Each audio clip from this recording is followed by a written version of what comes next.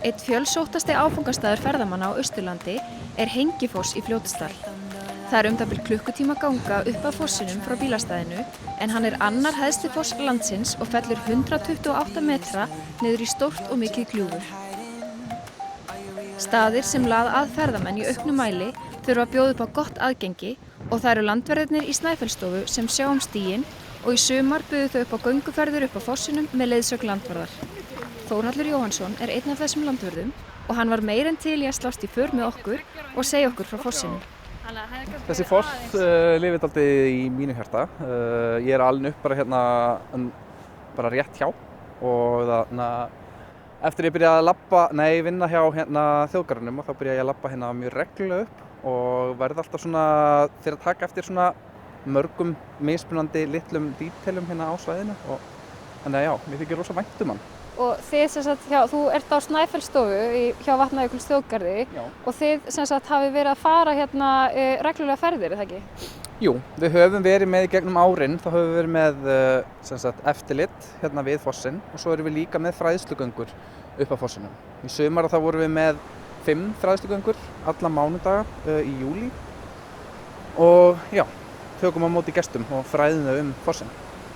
Hvað er það svona, ef þú svona stiklar á stóru, hvað er svona það sem þið þá segja við fólk? Hvað er það að fræða?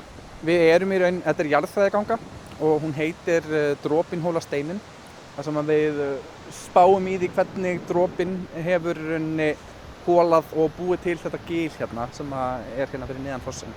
Rauðu jarðlögin sem eru dálítið einkennandi fyrir fossinn og svo stuðlana í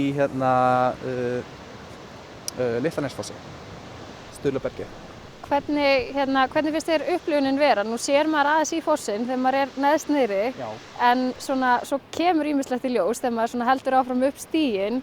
Hvernig finnst þér upplifunin vera hjá gestunum? Gestir sem ég tala við hafa látið mjög vel af þessu svæði og eru mjög ánægðir með þessa gönguleið. Og upplifunin er náttúrulega ótrúlega þar sem maður sér bara rétt aðeins í fossinn og svo þegar maður labbar fyrir inn í gilið þá allt í einu sér maður allan fossinn og þessi rauðu jarðlög og svo framvegis, þannig að ég held að upplifunin sé bara mjög góð og maður fylgist líka dálítið með gróðurframvindinni breytast þegar maður labbar upp fjallið sem er dálítið áhugavert að mínu mati. Rétt rúmlega 70.000 manns sóttu Hengifoss heim árið 2018 og stefnir í svipar tölur í ár. Þórhallur er duglegur að spjalla við ferðamennina sem hann hittir og forvitnast ferðir þeirra.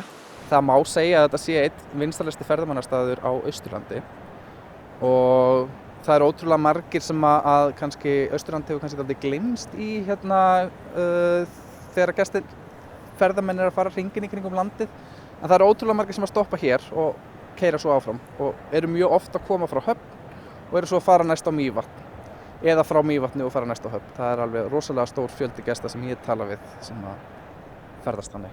Hvað er það sem er best við að vera landvörður?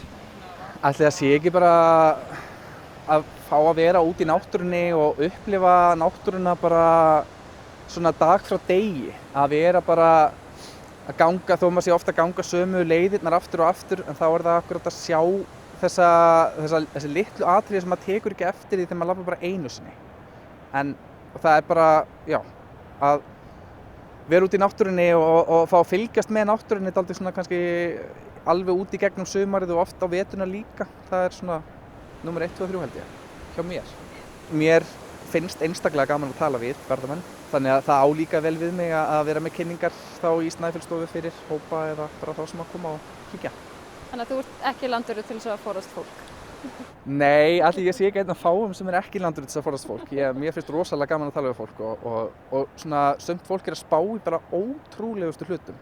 Og það er alveg ótrúlega gaman að ég hef sérstaklega gaman að því að skoða blómakortin með gestum og spá í hvað þau heita á þeirra tungumáli og okkar tungumáli og svo þýðum við nöfnin og eitthvað. Það er eitt af því sem mér finnst skemmtilegast. Þannig að fólk er alveg, þú upplifir það alveg að fólk sé svona svolítið að sökkva sér í náttúru Íslands þegar það kemur?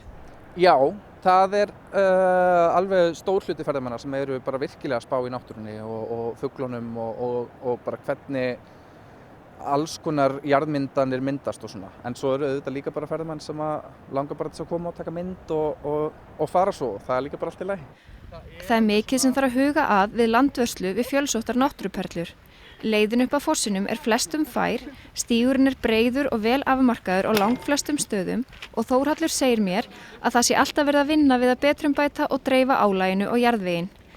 Eins og í svo mörgu öðru er það svo ekki bara áfangastæður sem gleður, heldur líka ferðalagi sjálft og tíminn flýgur hreinlega þegar við göngum upp að fossinum. Hvað er það samt svona við fossa sem að fólk, hrífst svona af? Ég veit það ekki. Það er bara, fossar eru ótrúlegir og þannig að ég sjálfur er rosalega hrifinn af fossum þar sem að það er þessi heilun sem er í gangi þegar að maður horfir á foss og maður hlustar á hann og það er bara, ég veit ekki alveg hvað það er. Það er bara eitthvað kraftur sem að maður upplifir við að horfa á foss.